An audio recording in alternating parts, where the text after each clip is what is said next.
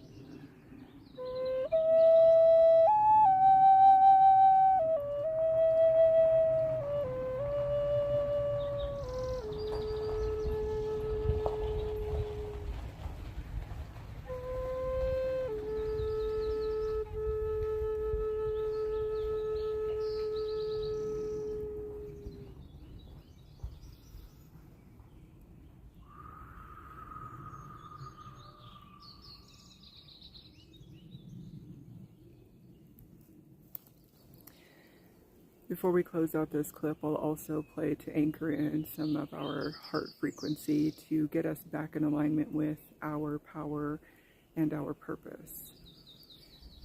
For now, we're going to dive into why is it not a big deal that Elon is the first trillionaire. I'll start by saying that the preface here is when this wave of information started to surface in my feeds, it first presented as, it's no wonder that the first trillionaire is a white supremacist. That was the angle that was coming through.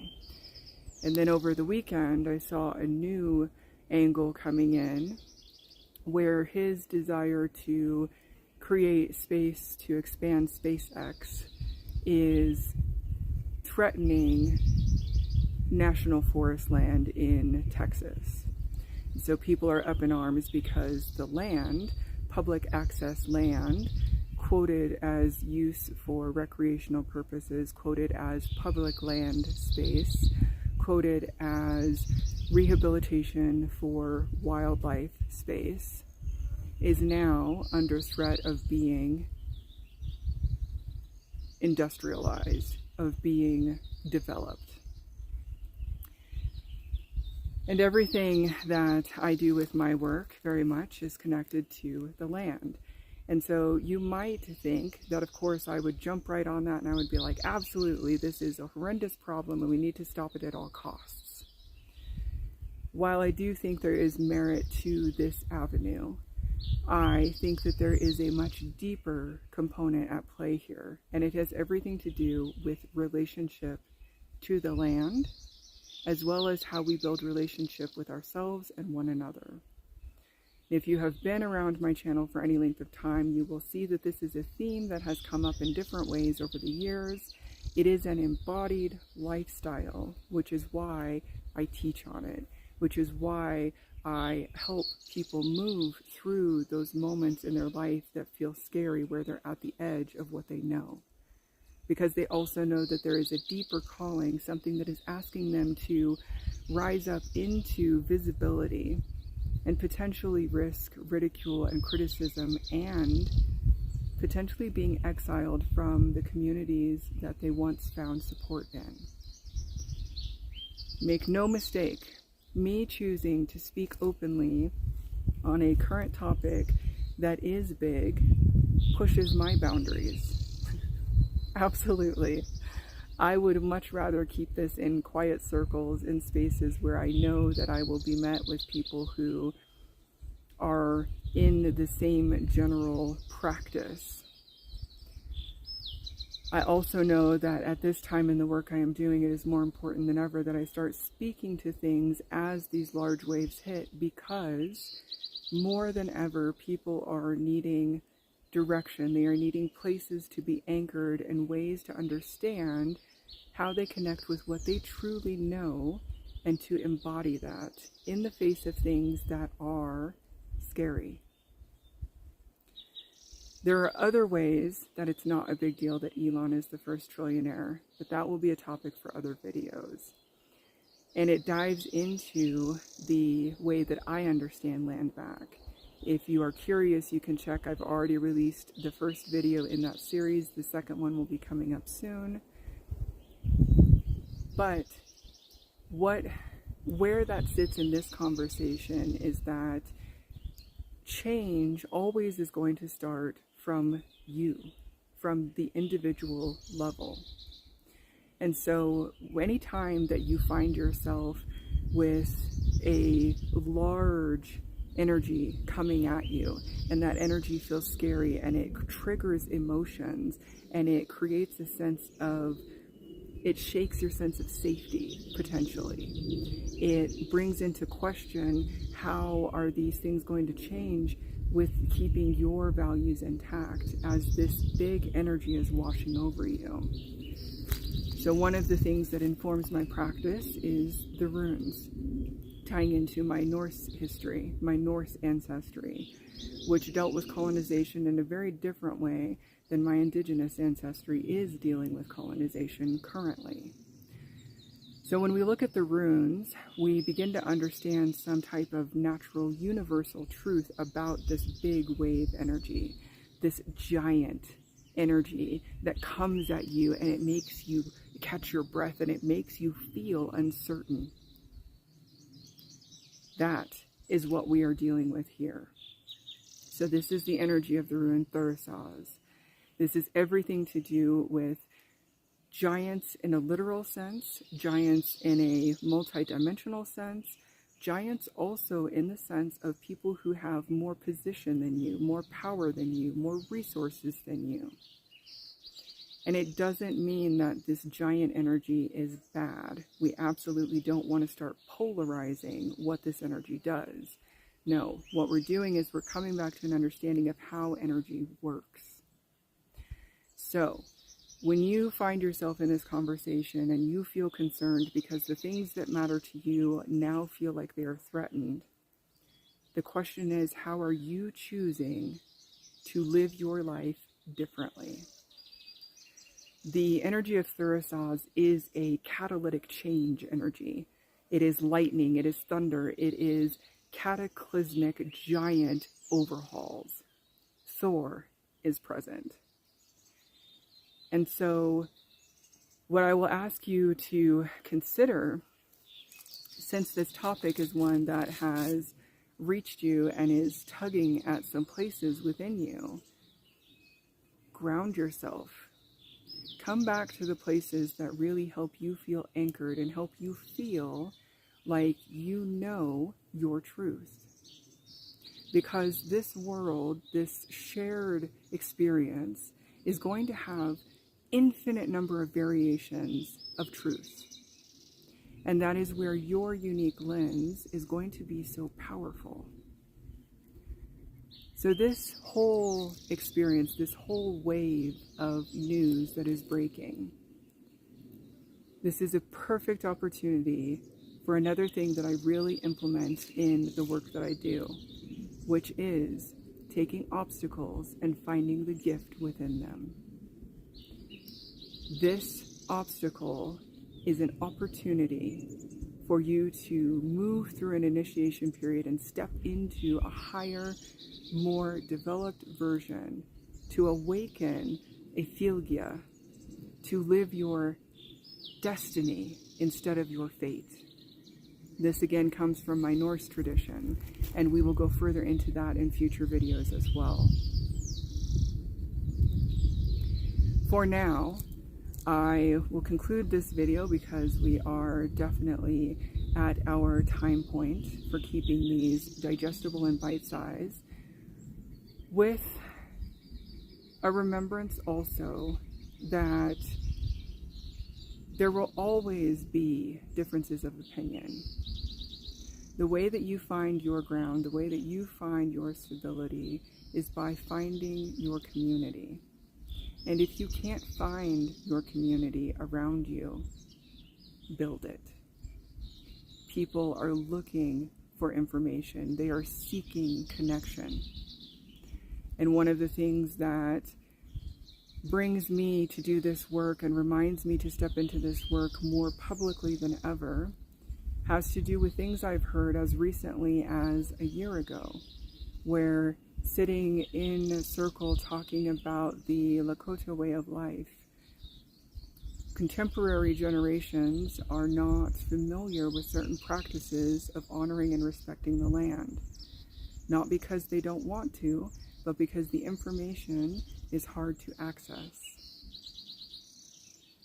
Going back to things I heard probably a couple of years ago, there are some people in the modern generation that cannot name the base elements. Our elemental guides and forces are being lost in translation as we move forward in life. So these moments where you strive for community and you feel these things that trigger the heart, if you cannot find someone leading the way already, be brave enough to go into the cave and awaken your personal Philgia so that you can live your life from a leadership position, so that you can help affect change rather than feeling a victim to the whims of your fate.